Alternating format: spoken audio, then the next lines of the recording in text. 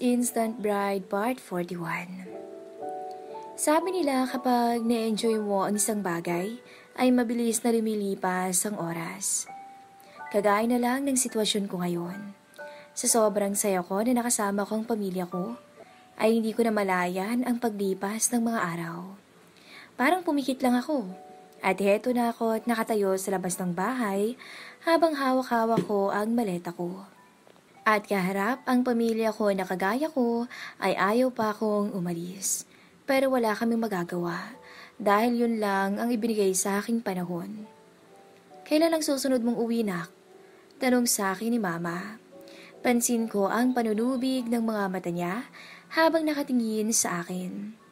Mas lalo tuloy akong nalungkot, kaya niyakap ko siyang muli. Hahanap po ako ng paraan, ma. Bulong ko sa kanya. Sisikapin ko pong makauwi sa katapusan para makadalo ako sa birthday mo. Dagdag ko bago ako kumala sa yakap niya. Asahan ko yan. Tugon niya bago siya tumingin sa kinaroroonan ni Logan na kasalukuyang kausap si Papa. Logan, iho, mag-iingat kayo ha? Habilin niya rito. Yes po, tita. Nakangiting tugon ng lalaki. Iingatan ko po ang anak niyo. Maraming salamat nga po pala sa mainit na pagtanggap sa akin. Anya bago lumapit kay mama sabay yakap dito ng mahigpit. Sobrang nag-enjoy po akong kasama kayo. Ang saya pala sa pamamahay niyo. Di bumalik ka sa susunod. Pero magsabi ka na ha, at na makapaganda ako. Nakangiting sabi ni mama bago niya pinatong ang palad niya sa balikat ni Logan. Masaya ako nakilala ka namin. Ako rin po, tita. Kung ano-ano pa ang pinag-usapan nila. Nakisali na rin ang mga kapatid ko at si Papa habang ako ay nasa gilid lang at nakatingin sa kanila. Hindi ko tuloy napigilan ang bahagyang pag-awang ng bibig ko dahil hindi ako makapaniwala na mas emosyonal pa sila habang nagpapaalam kay Logan. Todo sabi pa sila rito na bumalik to. Nandito po ako. Agaw ko sa atensyon nila at nagtampo-tampuhan. Ako yung anak po. Turo ko sa sarili ko. Ako yung kapatid po. Nagsiselos ka naman agad. Pabirong hirit ni Logan kaya natuwa na lang ang pamilya ko bago sila lumapit sa akin at niyakap ako ng mahigpit. Matapos ang madamdaming pagpapaalam ay tuluyan na kaming sumakay ni Logan sa kotse. Ayaw ko pa sanang umalis pero hindi na pwede at baka gabihin pa kami sa daan.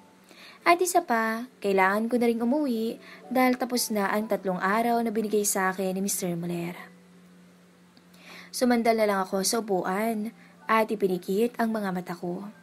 Mas pipiliin ko pang hindi sila tingnan habang umaalis ako dahil kapag lumingon ako sa kanila ay mas mahihirapan lang akong umalis. Tara na, sabi ko na lang kay Logan. Okay, anya at binuhay na ang makina ng sasakyan.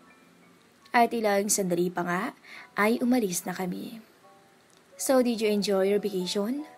Tanong niya sa akin kaya nagmulat ako ng mata. Nasa daan lang ang tingin niya habang matamis na nakangiti. Mukhang ikaw pa nga mas nag-enjoy eh. Sagot ko sa kanya at hindi na pigilang mapangiti. Ewan ko rin kung bakit. Basta gusto ko lang umiti. Magaan kasi ang pakiramdam ko at somehow, masaya rin akong malaman na nag-enjoy si Logan na kasamang pamilya ko. Of course, ang saya kaya kasama ng pamilya mo. Lalo na si Tito Felipe. Barkado na nga yata kami. Natatawa niyang sagot. Hindi ako nagsisisi na nagpumulit akong mag-stay sa inyo. Sobrang worth it. Sobrang saya ko. Dagdag niya bago ako tingnan. Ikaw? Oo naman. Nag-enjoy ako ng sobra. Pero naroon pa rin yung lungkot dahil ang bilis ng oras. Hindi ko pa talaga masyadong nasusulit ang panahon na kasama ko sila. Sagot ko sa kanya at malungkot ng umiti. Gaya nga ng sabi ng mama mo, di bumalik tayo roon next time? Sagot niya sa akin. Try to find time to visit them again. Tapos sabihan mo ko at ako ang maghahatid sa'yo. Dagdag niya sabay kindat sa akin. Asif naman Mabilis kong sagot at inirapan siya. Huminga ako ng malalim bago sumandal sa upuan. Pero seryoso. Thank you. Saad ko sa kanya bago ko siya hinarap para ipakita ang matamis kong ngiti. Thank you for spending time with my family. Kahit hindi mo naman responsibilidad na pakisamahan sila. Ano ka ba?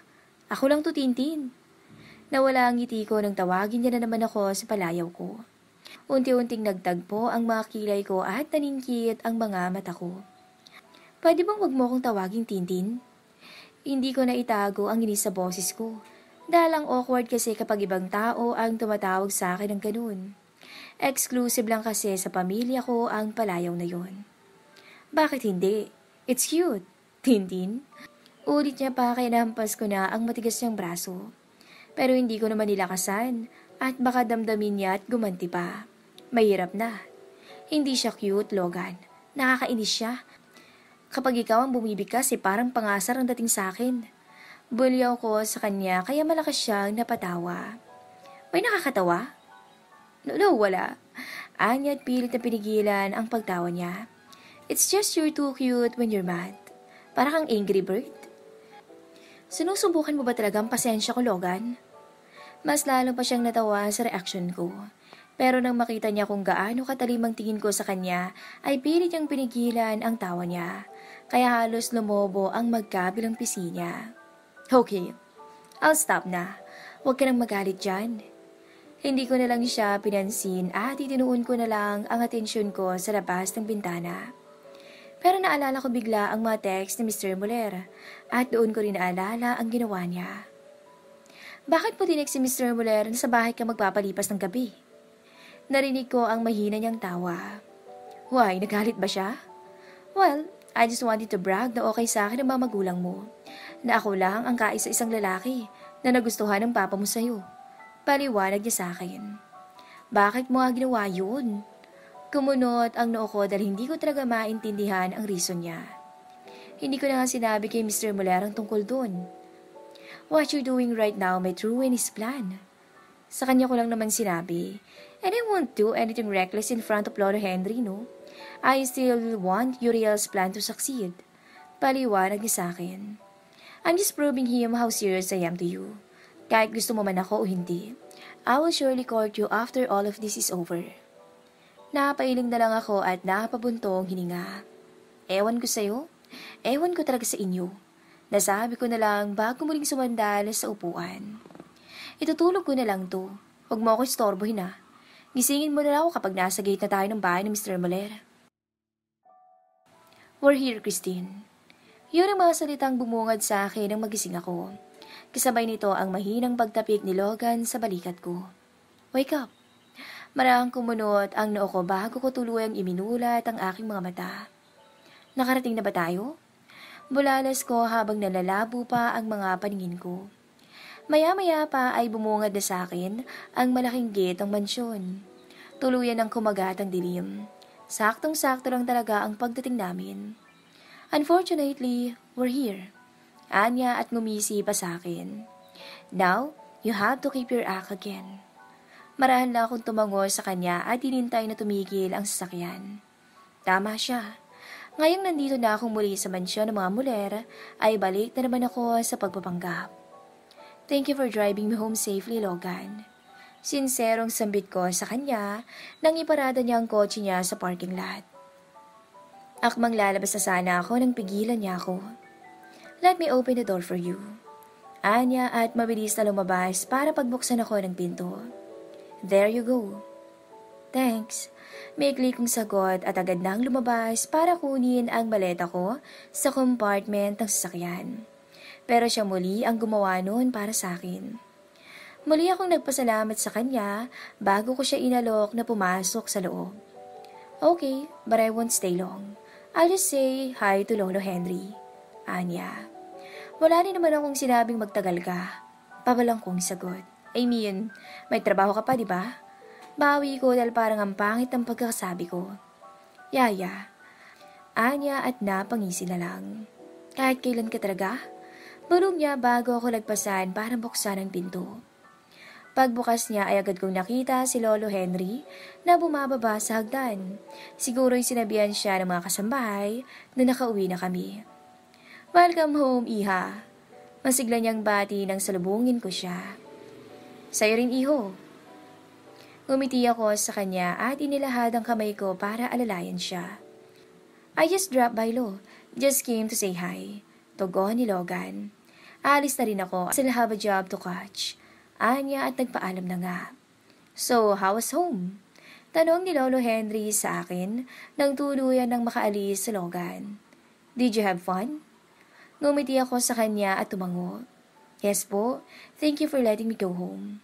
Ano ka ba? You should do it often. Wala ka rin namang ibang ginagawa rito sa mansyon. Sagot niya. I'm glad you had fun. Was it enough to motivate you again to do what I asked you to? Pag-iba niya ng usapan. Sasagot pa sana ako nang biglang bumukas ang pinto kasabay ng pagpasok ni Uriel. I'm home. Malamig niyang sabi habang titig na titig sa akin. Kita ko kung paano naringkit ang mga mata niya. Iho, your wife is here. Anunsyo ni Lolo. I'm home, honey. Nakangiti kong sabi sa kanya, pero sa kaloob-looban ko ay ramdam ko na ang kabang unti-unting gumagapang sa katawan ko. Tumayo ako at sinalubong siya sabay halik sa kanya sa pisngi. Welcome back, Han. Walang emosyon niyang sabi bago ko hinalikan sa aking pisngi. I hope you're prepared to keep your end of the deal. Maniningil na ako. Dagdag niya bago ko nilagpasan at nagmano kay Lolo Henry. Bigla akong napalunok sa sinabi niya. Hindi ko tuloy mapigilang mapaisip kung ano yun. Honey, follow me upstairs. I have something to tell you. Pahabol niya bago siya tuloy-tuloy na umakyat sa hagdan. Napatingin ako kay Lolo Henry at sinenyasan niya akong sumunod na lang sa apo niya. Mahina akong napabuga ng hangin, kasabay ng marahang pagtango ko. Ramdam ko na ang kaba sa sistema ko. Napapaisip na ako kung ano ang ipapagawa ni Mr. Moller. Ang dami ng naglalarong mga posibilidad, pero pinili kong wag yung pansinin. Did you have fun? Matabang na tanong niya pagkapasok ko ng kwarto. Naniningkit pa rin ang mga mata niya habang nakatingin sa akin.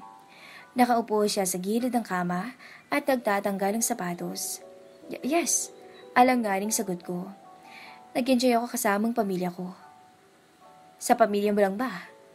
Napakunot ang noo ko sa sagot niya. Oh, wala naman akong ibang inuwian sa amin kundi pamilya ko lang. Paliwanag ko. I see. Tumango-tango siya sa akin bago tumayo at tinitigan ako sa aking mga mata. So, about the deal? Tumango ako sa kanya at matapang na sinalubong ang malamig niyang mga titig. Yes, anong gusto mong gawin ko? Remember the lingeries I bought last time? Anya bago siya humakbang palapit sa akin.